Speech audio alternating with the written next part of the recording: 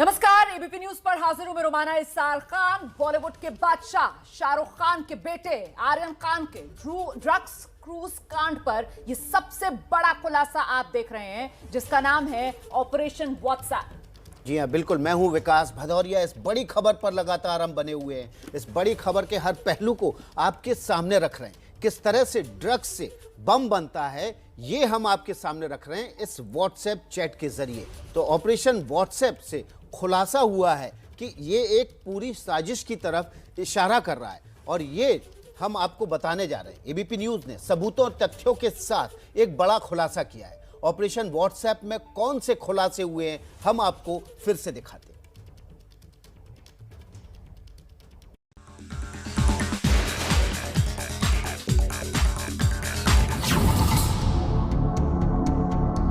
जिस ड्रग्स कांड ने पूरे देश में सनसनी फैला रखी है, जिस ड्रग्स कांड के आरोपों की वजह से शाहरुख खान के बेटे आर्यन खान को जेल की हवा खानी पड़ी, और जिस ड्रग्स कांड की जांच ने एनसीबी के जोनल डायरेक्टर समीर वानखेड़े को भी सवालों के कटघरे में खड़ा कर दिया,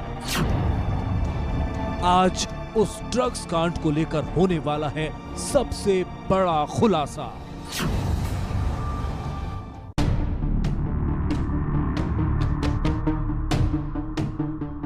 आज आपके सामने क्रूज ड्रग्स केस से जुड़े कुछ ऐसे राज खुलने वाले हैं जो अभी तक रहस्य के पर्दों में छिपे थे। आज हम आपको एक एक करके उन सबूतों के बारे में भी बताएंगे, जिससे ये साफ होता है कि कैसे एक private detective KP Gosavi and company NCB के नाम पर वसूली का खेल खेल रहा था। उस वसूली कांड का पहला सबूत है एबीपी न्यूज के हाथ लगी एक व्हाट्सएप चैट। ये चैट 3 अक्टूबर को हुई थी, और इस चैट के जरिए क्रूज ड्रग्स केस में एनसीबी के 2 अहम गवाहों केपी गोसावी और प्रभाकर सैल की आपसी बातचीत के राज खुल रहे हैं। हाजी अली, चले आओ और वो काम पूरा करो जो मैंने तुम्हें बताया था। वहां से घर वापस आ जाना। जी सर। आगे बढ़ने से पहले हम आपको बता दें कि इस चैट में जिस केपी गोसावी का जिक्र है, वो सबसे पहले शाहरुख खान के बेटे आर्यन खान के साथ एक सेल्फी में नजर आया था। केपी गोसावी वही शख्स है जो खुद को प्राइवेट डिटेक्टिव बताता था, लेकिन आज वो जालसाजी और धोखाधड़ी के आरोप में सलाखों के पीछे कैद है। इस व्हाट्सएप चैट में जिस प्रभाकर सैल का जिक्र है, वो एनसीबी का दूसरा गवाह है और केपी गोसावी का ड्राइवर रह चुका है। प्रभाकर सैल ने एनसीबी की विजिलेंस जांच टीम को एक एफिडेविट दिया है, जिसमें क्रूज ड्रग्स केस में आर्यन की गिरफ्तारी और कथित वसूली कांड से जुड़े कई खुलासे किए हैं। प्रभाकर सैल ने केपी गोसावी के साथ हुई अपनी व्हाट्सएप चैट भी एनसीबी को सौंपी है। इस व्हाट्सएप चैट में केपी गोसावी ने सैल को मैसेज करके हुक्म दिया था, हाजी अली, चले आओ और वो काम पूरा करो जो मैंने तुम्हें बताया था। वहां से घर वापस आ जाना। जी सर। बाहर से ताला बंद कर देना और चाबी को खिड़की से हॉल में फेंक देना। ठीक है। जल्दी जाओ और जल्दी वापस आओ। प्रभाकर सैल और केपी गोसावी की व्हाट्सएप चैट इस बात का सबूत है कि क्रूज पार्टी में एनसीबी की छापेमारी के बाद बहुत बड़ा खेल चल रहा था। प्रभाकर सैल के एफिडेविट के मुताबिक उसे केपी गोसावी ने हज अली जाकर इंडियाना होटल के पास से किसी से 50 लाख रुपए लेने के कहा था, जिसके बाद प्रभाकर सैल सुबह 9:45 पर वहां पर पहुंचा, जहां पर एक सफेद रंग की कार आई और उसने उसे 2 बैग्स पैसों से भरे दिए। कथित वसूली कांड के सबसे बड़े राजदार प्रभाकर सैल ने एक और सनसनीखेज खुलासा किया है। खुलासा ये कि एनसीबी की रेड से पहले ही कई लोगों की पहचान की जा चुकी थी और उनकी गिरफ्तारी के लिए बाकायदा एक जाल बिछाया गया था। प्रभाकर सैल ने अपने एफिडेविट में दावा किया है कि केपी गोसावी ने व्हाट्सएप के जरिए उसे कई लोगों के फोटो भेजे थे। इस व्हाट्सएप चैट पर तारीख दर्ज है 2 अक्टूबर और वक्त लिखा है 1:23। किरण गोसावी ने अपने ड्राइवर प्रभाकर सेल को व्हाट्सएप पर कुछ लोगों की फोटोज भेजी और कहा कि अगर ये लोग क्रूज पर ग्रीन गेट से जाते हुए दिखते हैं तो उन्हें बता दें। प्रभाकर सेल ने इन बातों का जिक्र भी एफिडेविट में किया है। एबीपी न्यूज के हाथ वो सारे चैट लगे हैं जिसमें साफ साफ दिखाई दे रहा है कि केपी गोसावी ने अपने ड्राइवर प्रभाकर सेल को 10 लोगों की तस्वीरें भेजी। केपी गोसावी के सभी 10 टारगेट बेहद हाई प्रोफाइल लोग थे। उन 10 टारगेट्स में से एक शख्स को प्रभाकर सेल ने पहचाना भी था और उसने इस बात की जानकारी भी व्हाट्सएप के जरिए ही केपी गोसावी को दी थी। प्रभाकर सेल के एफिडेविट के मुताबिक केपी गोसावी ने करीब 4:23 पर एनसीबी रेड के बारे में प्रभाकर सेल को बताया था। वहीं एनसीबी रेड के बारे में ये भी बताया केपी गोसावी ने कि कुल 13 लोगों को इस रेड में गिरफ्तार किया गया है। अब आप वसूली कांड की साजिश का तीसरा सबूत देखिए। एबीपी न्यूज के हाथ कुछ ऐसे फोटोज लगे हैं जिसमें प्रभाकर सेल ने क्रूज के पास खड़े होकर सेल्फी निकाली थी।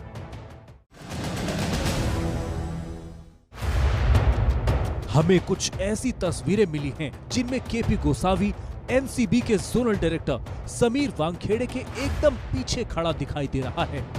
इन तस्वीरों के जरिए शायद केपी गोसावी खुद को एनसीबी की टीम के मेंबर के रूप में दिखाना चाहता था।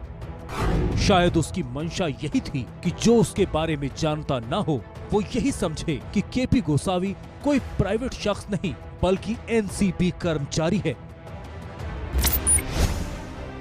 पर्दे के पीछे खेले जा रहे सीक्रेट खेल का सबूत नंबर 4 एक और व्हाट्सएप चैट है। ये चैट प्रभाकर सेल और एनसीबी अधिकारी समीर सालेकर के बीच हुई थी। प्रभाकर सेल ने अपने एफिडेविट में बताया कि उसे पंच यानी गवाह बनाया गया था और उसे कुछ बताए बगैर ही उससे 10 कोरे कागज पर दस्तखत करवा लिए गए थे। जिस वक्त ये कार्रवाई हो रही थी उस समय उसके पास आधार कार्ड भी नहीं था। इस चैट में साफ साफ दिखाई दे रहा है कि प्रभाकर सेल ने अपना आधार कार्ड एनसीबी कर्मचारी समीर सालेकर को भेजा था। हम आपको बता दें कि एनसीबी के पंच यानी स्वतंत्र गवाह प्रभाकर सेल ने एबीपी न्यूज के कैमरे पर भी ये खुलासा किया था कि एनसीबी के कर्मचारियों ने उससे कोरे कागज पर दस्तखत करवाए थे। वहाँ पर एक सालेकर करके एक एनसीबी अधिकारी है, उन्होंने बोला ये पेपर पे साइन कर करके। मैं बोला सर ये ब्लैंक है, इसमें मैं साइन कैसे करूँ। वहाँ से फिर समीर वानखेड़े साहब आ गए, साइन कर रहे काय होत नहीं त्याला, ऐसा बोला गया। फिर भी मैंने दूसरी बार ऑब्जेक्शन लिया तो इधर से किरण गोसावी सर भी बोले कर कुछ नहीं होता करके। भी मैंने मेरे वास्ते से कम 9 से 10 पेपर पे उन्होंने साइन लिया। और अब उसने एनसीबी को सौंपे गए अपने एफिडेविट में भी वो पूरी कहानी सिलसिलेवार ढंग से बयां कर दी है। प्रभाकर सेल के एफिडेविट और व्हाट्सएप चैट से जो नए नए खुलासे हुए हैं, उसने क्रूज ड्रग्स केस से जुड़े कई राज बेपर्दा कर दिए हैं। तो विकास, मुझे लगता है आगे बढ़ने से पहले जरा ऑपरेशन व्हाट्सएप से अब तक जो बिग पिक्चर, बड़ी तस्वीर उभर कर सामने आ रही है वो दर्शकों को बता देनी चाहिए। और वो बड़ी तस्वीर ये कहती है कि छापेमारी से पहले ट्रैप बिछाया गया, उगाही की कोशिश हुई, पैसे के लेन देन की कोशिश हुई। और ऐसे में अब वो सवाल जो इस ऑपरेशन व्हाट्सएप की तस्वीर को और क्लियर करेंगे, एक एक करके उन सवालों पर नजर डालते हैं। नीली मर्सिडीज में एक दिन पहले भी मीटिंग हुई थी, किससे हुई थी? देखिए, हमने 10 सवाल आपको पहले दिखाए थे, 11वां सवाल रोमाना ने दिखाया और अब 12वां सवाल है। ऑपरेशन व्हाट्सएप के बाद ये सवाल उठना शुरू हुए, क्या नीली मर्सिडीज में जिसमें मीटिंग हुई थी वो पूजा डडलानी की थी? ये एक बड़ा अहम सवाल है रोमाना। ये सवाल अहम इसलिए भी हो जाता है क्योंकि पूजा डडलानी हाईकोर्ट में कह चुकी हैं कि मेरा तो इस पूरे मामले से कोई लेना देना है नहीं। तो ऐसे में क्या पूजा डडलानी ने झूठ बोला? ये बहुत महत्वपूर्ण हो जाता है और कुल मिलाकर ये पूरा मामला इसी सवाल के जवाब पर आकर टिकता है। अगला सवाल जो दर्शकों को दिखाना चाहिए, बिल्कुल, तो देखिए 14वां सवाल, क्या इस डील से अलग पैसे का लेन देन भी हुआ? यह भी एक महत्वपूर्ण सवाल है। इस डील से अलग भी पैसे का लेन देन हुआ तो क्यों हुआ? इस पर भी एबीपी न्यूज की नजर है। बिल्कुल। कहा गया 25 करोड़ की डील, 50 लाख का पेमेंट, लेकिन जो 14वां सवाल था कि क्या इस डील से अलग भी पैसे का लेन देन हुआ, और 15वां और महत्वपूर्ण सवाल, ये सारा खेल गोसावी का था या फिर गोसावी के पीछे भी और कोई था?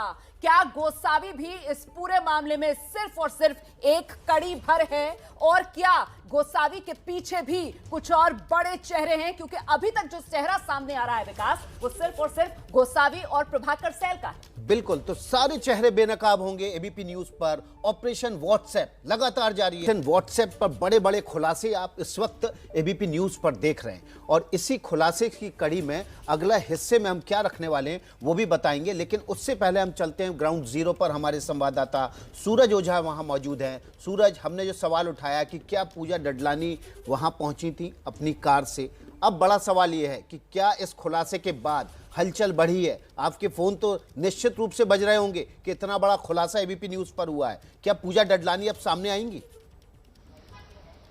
जी बिल्कुल विकास, पूजा ददलानी को अब सामने आना ही चाहिए, क्योंकि मुंबई पुलिस को भी उसकी जांच में यही साबित हुआ है कि इस पूरे मामले में एक्सटॉर्शन हुआ है। इस एक्सटॉर्शन के जो देखिए, अब तक मुंबई पुलिस की हम रिपोर्ट बता रहे थे, और सबसे पहले एबीपी न्यूज़ ने ही बताया था कि कैसे ये जो स्वतंत्र पंच हैं अपने अपनी ज़्यादा पावर बताकर, अपने आप को एनसीबी का अधिकारी बताकर कैसे पैसों की वसूली कर रहे थे। साथ ही ये आश्वासन दे रहे थे कि वही हैं जो आर्यन को इस सब चीज़ों से बचा सकते हैं।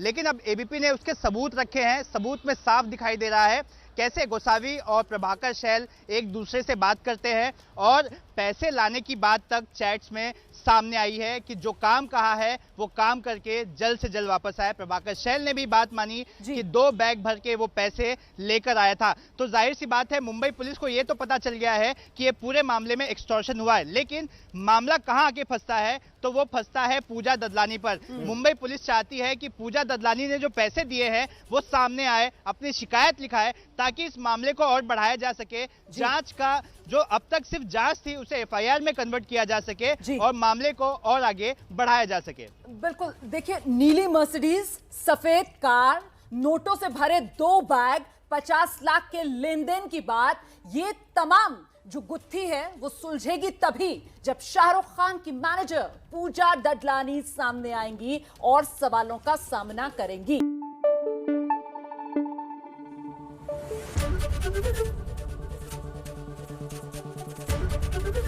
एबीपी न्यूज आपको रखे आगे।